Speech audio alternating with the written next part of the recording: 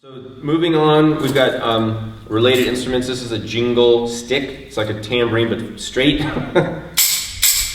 it just jingles in between it in a handle. And I really like this because it's easy, it's small, it's really portable, but it still has that nice jingle sound.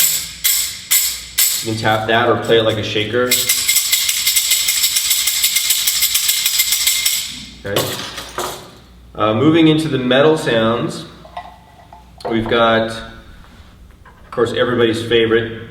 This is a tiny one, but more cowbell, right? So cowbell, you just hold, again, holding hand, playing hand, use a little wooden stick usually, and you strike the mouth of the bell with the side of the stick. Like that. You can also play on the top with the end of the stick, the tip. So this one has a little handle, which is great. Here's another cowbell.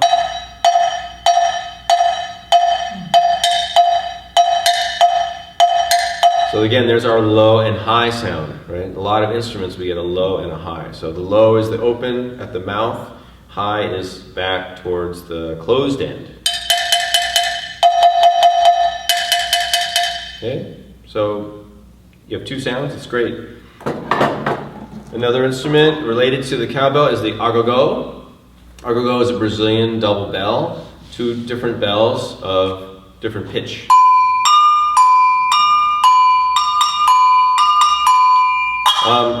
These are able to be squeezed together, so you have a clacking sound in addition to the stick sound.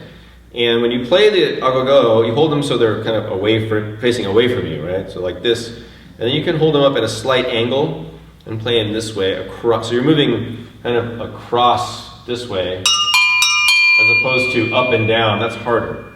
So if I hold it this way and I'm trying to go, that's more work than just going. Does that make sense? So I'm just moving laterally instead of up and down this way. So you can try that.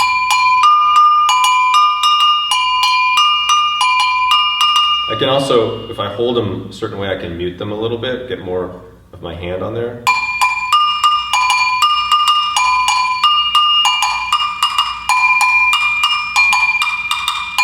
Which I might want to do for this room, because it's very bright. But I'll show you the clacking technique, it's kind of fun. So if I clack them in between those notes,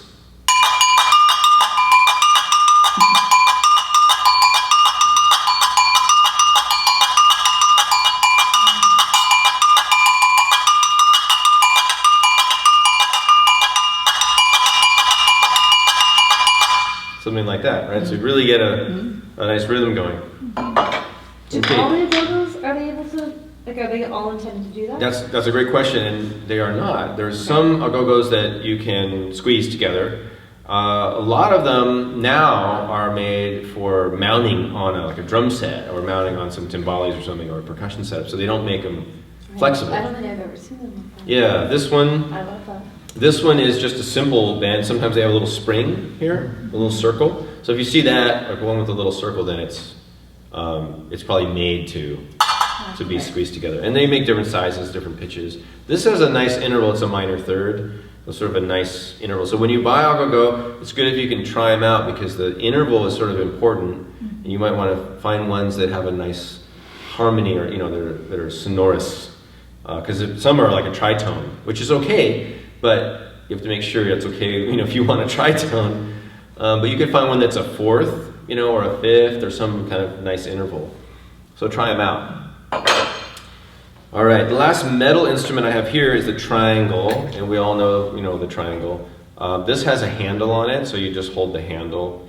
But I like the sound of the triangle when you use near the end of the beater, kind of on the lower corner. It's got a nice sound there. Or on the side here. So just gentle. You can play rolls up near the top. Like that, or in the corner here. More advanced technique would be to use one that doesn't have a handle, and then you hang it on your index finger like this. And then you could play inside.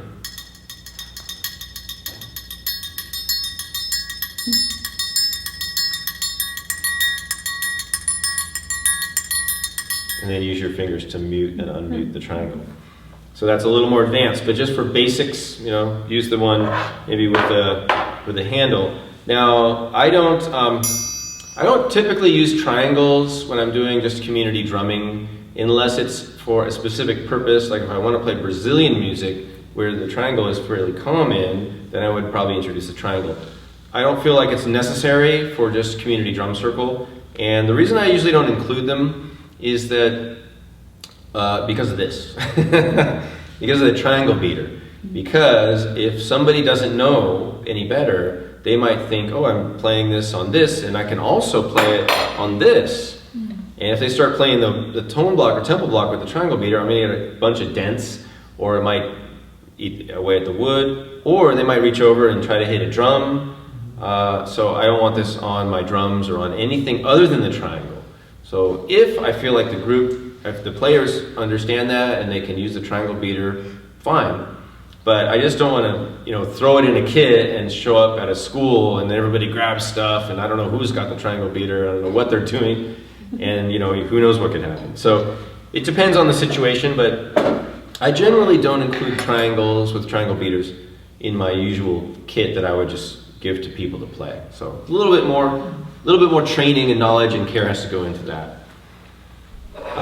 Moving on to what we call idiophones, and the bells are certainly idiophones. Idiophone is an instrument, that's the technical term for an instrument where the body of the instrument itself makes the sound.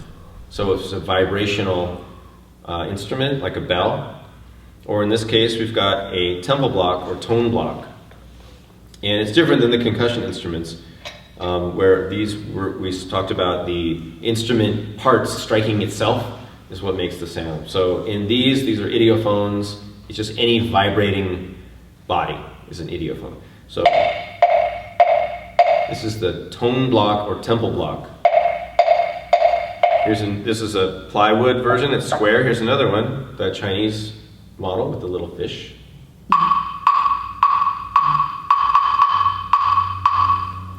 So these come in all sorts of sizes, very small to very large. And here's a couple of plastic versions. That one's plastic. Here's another one called a jam block.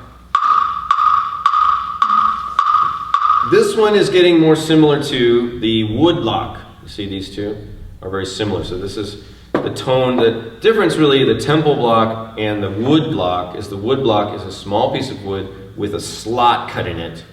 The tone block or tempo block is a more round or a square body that's kind of been hollowed out, so it has a more hollow sound. Whereas the wood block has a much brighter sound, sharper and not as resonant, and usually higher pitched. But you can strike the wood block on the top with the end of the stick, or you can go for the side with the mouth area with the side of the stick. Either way. Related to that would be something like this, like a two-tone instrument. And this one also has the scraper or rasper. Related to that is another kind of rasper, cricket. Here's a little cricket sound. So cute. And his cousin over here, frog. So you hold the frog by its hind legs so it doesn't get away. So just a brushing movement, or you can also tap on it. But really, you want to make it croak, you do this. And then finally, I've got another type of instrument that's kind of fun, which is just the log drum. So we have the log drum, which is a log that's been hollowed out, and it's got two tones. And there's lots of different kinds of these from all over the world. Here's a basic one. I think this is Indonesian.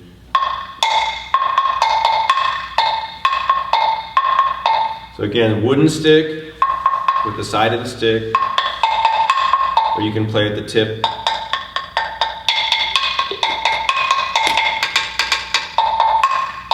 All right, different ways. Put that in your lap and you can have a couple sticks. Or this instrument can be shared as well. Put between two players. So these are a few of the instruments, not everything, but basically the techniques will transfer. So any of the bells and blocks, you just want to have a holding hand and a stick, little stick, and strike it. The shakers and rattles, that's all similar technique too.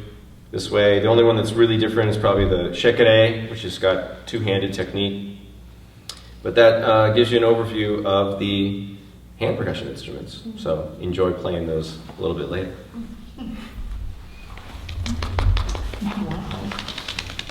So what All right. makes the tone of a drum, like these, the frame drums, they look like they're about the same diameter. This is a little bit larger and a little bit deeper, but it's much deeper in tone than the largest of This the one- other frame drums. I mean, That's maybe the in, 16. Yeah, these are the same they look sound. about the same diameter. The sound of the instrument has to do with several things. It has to do with the size of the instrument, and it has to do with the tension of the membrane, or the string, or the head, or whatever it is, and it has to do with the material.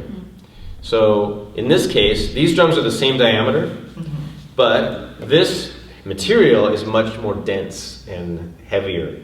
So it's vibrating slower. It takes more time for it to move, and it's also thicker, you know.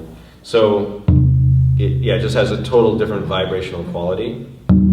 Whereas if I use the same mallet, it's got a thinner sound, higher pitch.